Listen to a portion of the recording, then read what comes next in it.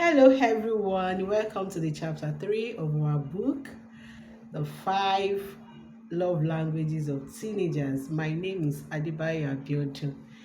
Like I said the other time, I said we will be looking into the five love languages properly. We have done the introduction, which was telling us about how teenage world came to become more popular, how the emotional love tank of our children, of our teenagers needs to be filled up.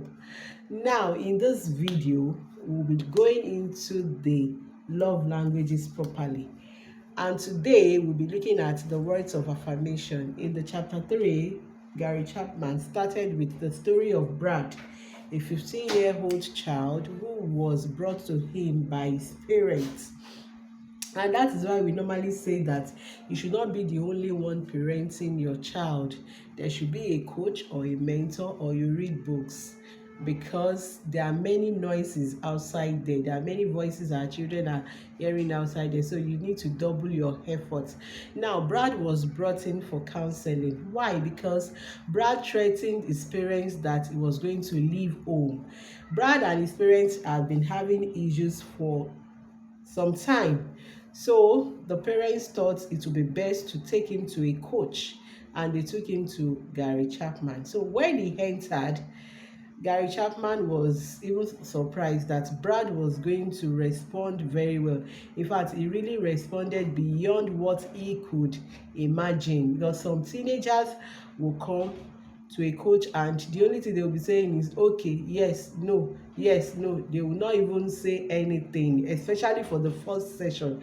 But at his first session, Brad was relaxed and he answered all the questions. Now, what happened between Brad and his parents? Brad and his parents have been having issues, arguments here and there. Every time the parents will talk, he will talk, and it got to a point that he had it up to this place and he had to say he was going to leave home. The parents were traumatized and they felt the need to seek for help, which I normally encourage people. When you see that you can no longer handle that particular child, seek for help, because your children are your future. Our children are our future. So Brad and Gary Chapman got into a conversation, and Brad told Gary Chapman that sometimes he always feels like leaving home because his parents complained about everything. Then Gary Chapman asked him, so what would happen to you if you leave home? And he said that he was not going to do anything crazy, that his parents are just exaggerating. Maybe his parents were watching too much violent films and they feel that all teenagers are crazy. He is not crazy, and he was not even going to leave home in the first place. It was just a threat. So Gary Chapman tried to delve into what the problem was between Brad and his parents, and he told him that there's nothing he does that he does well. Every time they will always complain. Gary Chapman had to ask him, do you think your parents love you? He said yes, that he feels so. And when he was little, he asked him, what does your parents tell you to make you know that they love you? He answered him and said his father was always telling him that he was a very great footballer at those times that he was playing football, and his mom would always tell him, I love you, I love you, I love you. But now it's like they have changed their mind towards him. They no longer do all that. Everything is, you cannot do this, you cannot do well if you continue like this. If it was those ones were getting at him. So Gary Chapman got to know that, oh, this boy's love language is words of affirmation. His empty, his love tank, his emotional love tank was empty. So likewise that of his parents. So what Gary Chapman tried to do was to bridge that gap between the parents and the child. The parents' love tank was empty, that of the boy too was empty. So what Gary Chapman did was that the boy should be patient, he should always communicate love to his parents, and they will reciprocate. At the end of the day, after 6 weeks of engaging, no, after 3 weeks of engaging the boy, it changed for better. And after 6 weeks of engaging the parents, then the family came back together. Dr. Gary Chapman tried to engage both of them, and I'm sure that you are interested in exactly what Gary Chapman told them that made them come back together. Gary Chapman advised, after advising Brad to start to change his behavior towards his parents, he advised the parents to have a family conference, which we can also call a family meeting. Both of them have been, talked with. Gary Chapman spoke with the child and the parents, and he was sure that both were ready for resolution. So the parents called a family conference, and in the family conference, they tried to communicate with Brad that they were only trying to do the best for him, and in their quest to make him the best version of himself, they were doing it the wrong way. The very first 12 years was very, very smooth. You could command, you could do everything. But now, at the stage of being a teenager, the children are looking for, they are out for independence and self-identity. So teenage years of a child should not catch us unawares. It should be something that we should prepare for those who have teenagers. They know the difference between when a child was small and the time they are teenagers. You can see that they are trying to find independence. They want to be independent, they want to take decisions on their own. And for those who don't have teenagers yet, maybe your children are still toddlers, it's a good way for you to prepare well for that stage. So talking to a teenager is not by coercion. You don't have to force. So he advised them that, or let me rather say he counseled them that they should call that family conference and let him know that they still love him like they have always been. They have always loved him even when he was younger. They still love him till now, and they want him to be the best, and they will try all their best to do everything in their power to make sure that they come into understanding with him. They will not speak condemning words. They will try and explain things to him. They will set guidelines that will help him and will also help them. However, there are some times that they may fall short of everything they are saying, but you should always know that they love him, and whenever anything like that happens, they will apologize. Now, a parent asked Gary Chapman that, okay, should we now allow teenagers to do whatever they like? No. He said he gave that word no in capital letter. If there's anything like that, so that no. But what he's saying is that you should set boundaries, which we are still going to talk about much later in chapter 12, which was talking about the relationship between, love and relationship. So they sat him down and they explained to him. And family meeting or family conference is something that is encouraged in the home to discuss issues, so that is where agreement is made and every other thing that everybody is going to be doing in the family. So everybody is aware. It's not as if somebody this law is new. Everybody knows about it. So we should try and prepare well for those teenagers, especially if you want to build a good future, if you want to raise adults that will be responsible.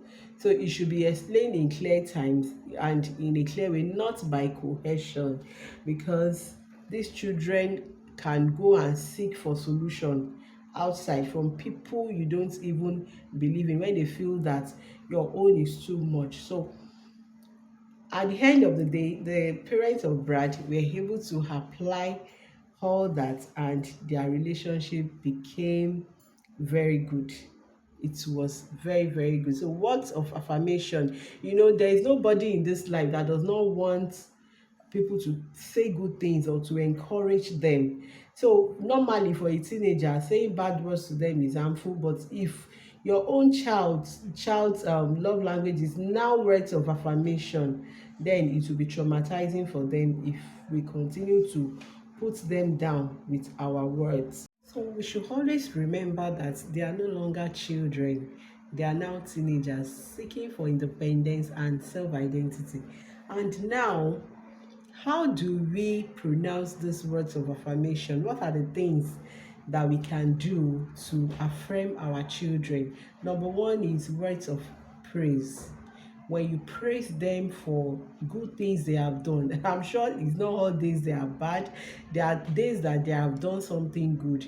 We should praise those good things they have done. We should encourage them more that, oh, you did so well, you did this thing well. Every of their good behaviors that you see, you should praise it. Another way we can praise them is being specific about what that particular thing they did well.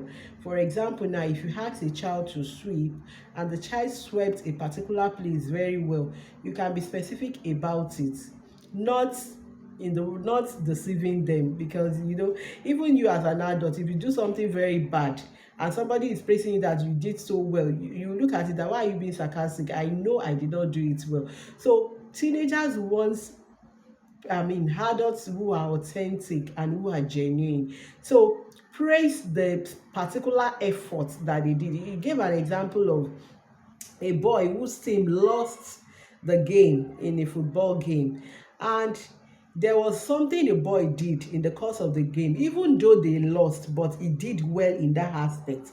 The father praised that effort, and the emotional love tank of the child was so full that, though I knew we lost, but there's a particular thing I did and my dad saw it.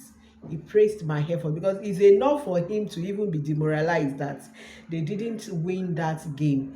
But because of that particular thing he did, the father praised it. He was so happy about that. Another thing we can praise in our children is their efforts. When you see the efforts they put in something, somebody cannot work for maybe on a task for 1 hour, and at the end of the day, all you see is criticism, just condemn everything. The person will not be happy another time to do it. So we can also praise their efforts.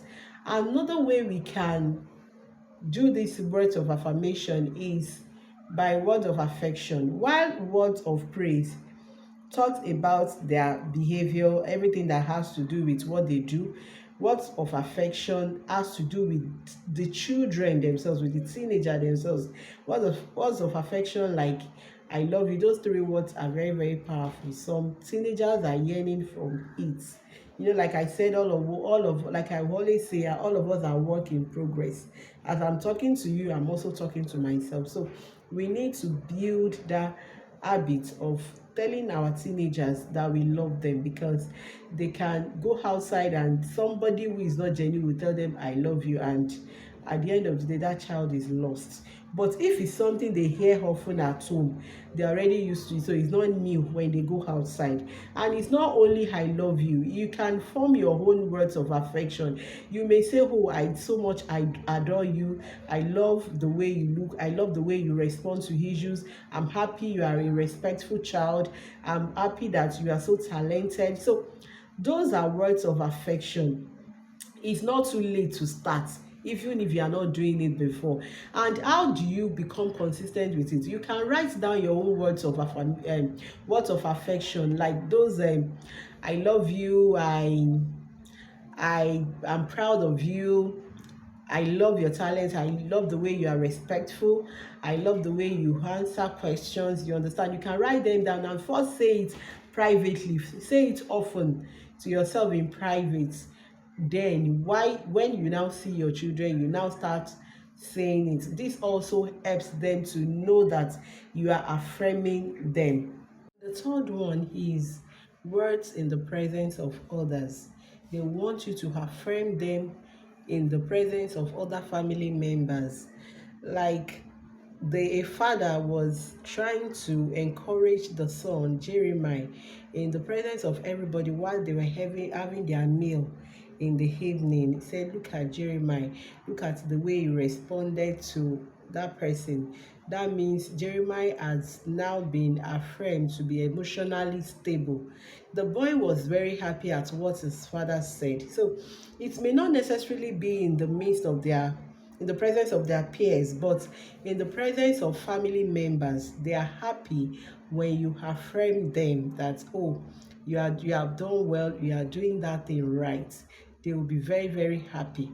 So there are many things we can do as parents to affirm our children, our teenagers, because they are transitioning from being a preteen or being a child to the teenager. So those words of affirmation can whet a desert soul in transitioning. So we need to always affirm them. And there are some other things we can do, especially if our teenagers love language is that words of affirmation. You can have a love jar whereby your teenager can drop words of affirmation. You can also drop things inside the jar. People can go there in your house and look at it. You can do an artistic work just to show love to them that, oh, I love you, you understand. So then you can always have something you tell them, maybe every morning or whenever they come back from school. It's just to affirm them, just to affirm that, oh, you love them and you are feeling their love tank. So with this, we have come to the end of chapter 3. The next time we'll be doing this book review, we'll be going into chapter 4. See you soon.